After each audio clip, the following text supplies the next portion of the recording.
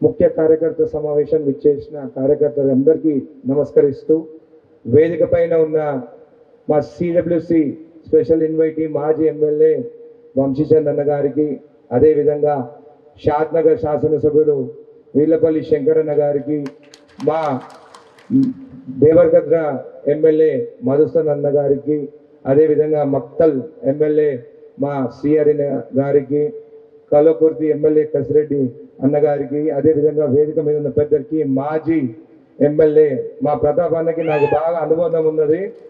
నాకు ఎప్పుడు సలహా ఇచ్చేది, ఎలక్షన్ 2 నెలల ముందుగా అన్నారు, అరే టికెట్ తెచ్చుకో గెలుస్తావు, ఏం చేస్తున్నావు అని నన్ను ఎప్పుడు ప్రోత్సహించేది. టికెట్ తెచ్చుకున్నా, గెలిచి మీ దగ్గరకు వచ్చిన.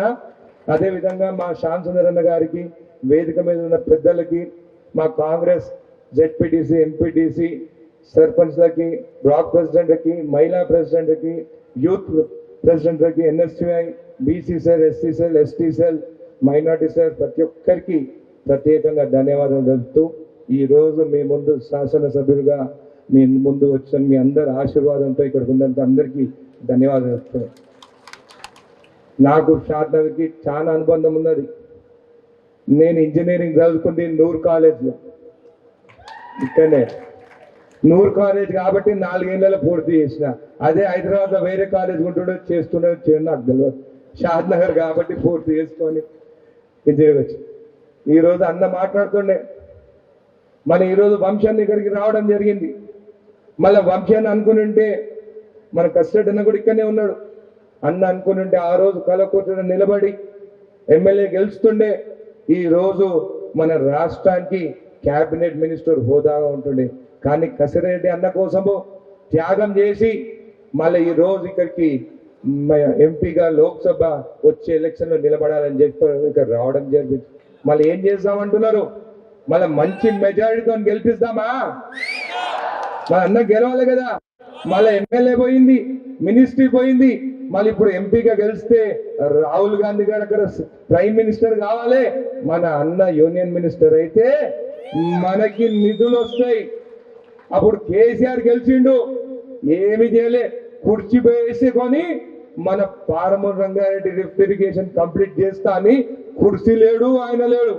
కానీ మన వంశాన్న గెలిపియాలి, యూనియన్ మినిస్టర్ కావాలి, స్పెషల్ స్టేటస్ తీసుకురావాలని చెప్పి కూడా అందరినీ కోరుకుంటున్నాను.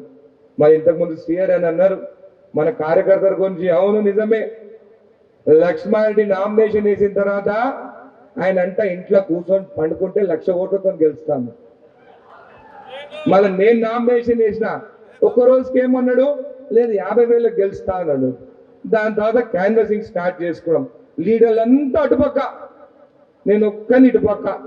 నాతో ఉన్నది నిజమైన కాంగ్రెస్ కార్యకర్త. అమ్ముడు పోలేదు. పోలీస్ స్టేషన్లో కేసులు పెడితే భయపడలేదు. నేను నిలబడితే నా కోసము పక్కన నిలబడ్డారు. మరి మీరే చెప్పండి, వాళ్ళ కోసము మేము ప్రాణం ఇవ్వాల్సిందే కదా, వాళ్ళ కోసం నిలబడాల్సిందే కదా. మళ్ళీ వాళ్ళ నాయకులు వాళ్ళ భూములు గుంజుకున్నారు. వాళ్ళు సర్వే పెడితే సర్వేలు చేయనీయలేదు. అంటే మీ దగ్గరనేమో గజాల లెక్కన, మా దగ్గరనేమో ఎకరాల లెక్కన. ఏమి 20 శంకర్ అన్న, అంతే కదా. మీదేమో డెవలప్ అయింది, మీది సిటీ, మాది ఊరు. మా ఊర్లో స్టేషన్ పోయినా, ఎంఆర్ ఆఫీస్ పోయినా వాళ్ళని పాపం ఇబ్బంది పెట్టినారు. వెనకటి కూడా మీ కాన్షియన్స్ అంటే మా తాత కూడా బాగా సన్నిహితంగా రైగల్ దామోదర్ రెడ్డి అంటే మా తాత శిష్యుడు. కాబట్టి షాద్నగర్కి ఎప్పుడు మా అనుబంధమే. పెద్దరేవలే కానీ, మోతి గన్పూర్ కానీ ఎప్పుడు షాద్నగర్ ఉండి ఇప్పుడు మాకు జడ్చలకు ఉంది. అప్పుడప్పుడు శంకరన్న ఫోన్ చేసి చెప్పాను, మనకు తెలిసిన వాళ్ళు ఉంటే ఓట్లు వేపియండి, గెలిపియండి అని. శంకరన్నని గెలిపించినందుకు మీకు అందరికీ ప్రత్యేకంగా ధన్యవాదాలు చెప్తున్నాను. ఎప్పుడు మనం కలిసిమెలిసి ఉండాలి. ఇంద్రమ్మ కమిటీలు వేస్తారు, ప్రతి గ్రామంలో 5 మందితో కమిటీలు వేయబోతున్నాము. మీ ద్వారానే ఇంద్రమ్మ ఇల్లు కానీ, మహిళలకి 2,500 రూపాయలు పెన్షన్ కానీ, మళ్ళీ మీకు గ్యాస్ సిలిండర్ 500 రూపాయలు ఖచ్చితంగా 6 గ్యారంటీలు అమలు చేస్తాము. ఎగితాలుగా మాట్లాడుతున్నారు, 100 రోజులు చేస్తారా చేయరా, మీ పని చేస్తాము, మేము బయటికి వస్తాము. ఏం బయటికి వస్తారు? ఎలక్షన్ అయ్యి ఇప్పటివరకు వాళ్ళ ఇంటికి వెళ్ళి బయటకు వచ్చిండ్రా? నాకు అర్థం కాలే. మా జడ్చలేమో లక్ష్మణ్ ఓడిపోతే వాళ్ళ లీడర్లు గోవాలు ఉన్నారు. మళ్ళీ లీడర్ ఓడిపోతే ఏరవాలే కానీ గోవాలు ఎందుకు కూర్చుంటో నాకు అర్థం కాదు. మళ్ళీ శారదాల లీడర్లు ఎక్కడ పోయినా నాకు తెలియదు. కానీ మన కార్యకర్తలు నిజంగా మీకు తెలియజేస్తున్నాను, మీ పక్షాన్ని ఉంటాము. నిజంగా మన ఫోటోలు తీసుకునేటప్పుడు బాధ అనిపించింది. వాళ్ళు ఎవరోలో నాకు చేనోరు తిట్టిన వాళ్ళు వచ్చి దండలు వేస్తుంటే మా వాళ్ళు దూరంగా నిలబడుతున్నారు. ఎందుకు మీరు దూరంగా నిలబడుతున్నారో నాకు అర్థమవుతున్నారు. రండి, మీరు పక్కన నిలబడండి, మా పక్కన ఉండండి. మీరు ఏ గ్రామంలో ఏ సమస్యలు ఉన్నారో మీరు చెప్పండి. మీరు చెప్తేనే కదా మేము చేసేది. మీకోసమే మేము ఉన్నాము, మా కోసము మీరు త్యాగం చేశారు 9.5 సంవత్సరాలు. జీవితాంతము మీతోనే ఉంటామని చెప్పి మాటిస్తూ సెలవు తీసుకుంటున్నాను. జై కాంగ్రెస్.